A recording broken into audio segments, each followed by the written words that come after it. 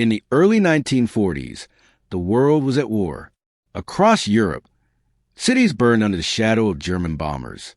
In the Pacific, Japanese forces advanced across the seas. And far from the battlefields, in the heart of the United States, another war was being fought, not with guns and tanks, but with steel, sweat, and unshakable willpower. The United States needed bombers, thousands of them, machines that could fly high, carry heavy loads, and deliver the fight to enemy territory. That machine became the Boeing B-17 Flying Fortress, one of the most iconic aircraft of World War II. But behind every B-17 was not just a genius of engineers. It was a labor of millions of ordinary men and women who turned factories into battlefields of industry. Their story, the story of the 5,000 Flying Fortress, is not just about airplanes. It is about people's sacrifice and victory.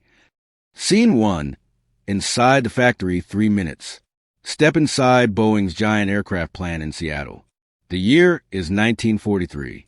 The air is hot, heavy with the smell of oil and metal.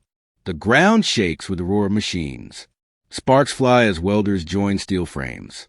Riveters hammer endlessly, their rhythm echoing like the heartbeat of America's war effort. Here, thousands of workers labor day and night. Some are young boys, fresh out of high school. Others are old men, too old for the battlefield, but not too old to build. And then there are the women, housewives, waitresses, secretaries, who traded their dresses for overalls and became part of the industrial army. They were called Rosies, after the famous Rosie the Riveter. Each worker had a job, a rhythm, a place in the vast machinery of war production. Together, they formed an invisible front line, one that the enemy would never see, but one without which the war could never be won.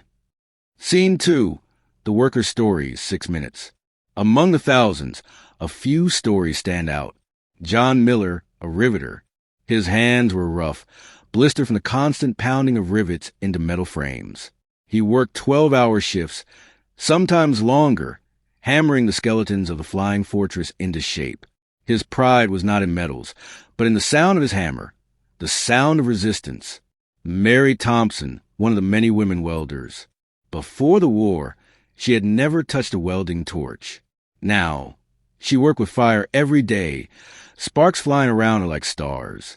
She welded faster than most men and became a legend in the factory.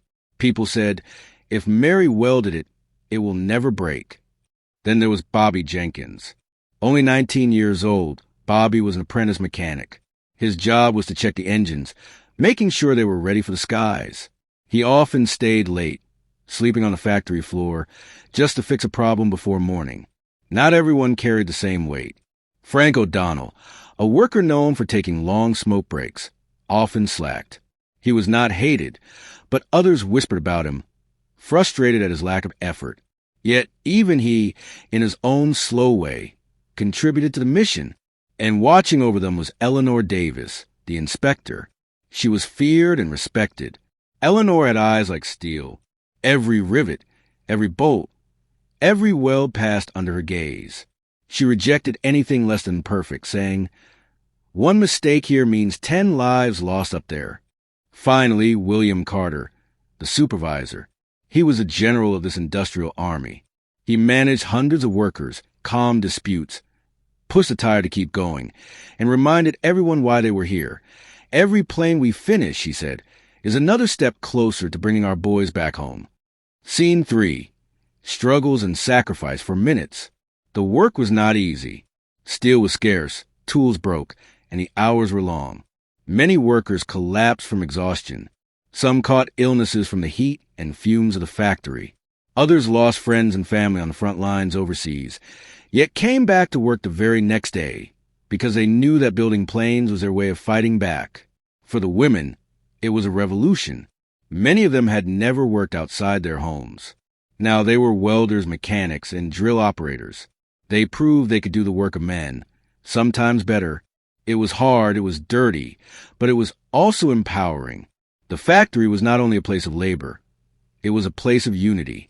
Different races, different genders, different backgrounds, all working side by side. They didn't always agree, And not every worker gave the same effort.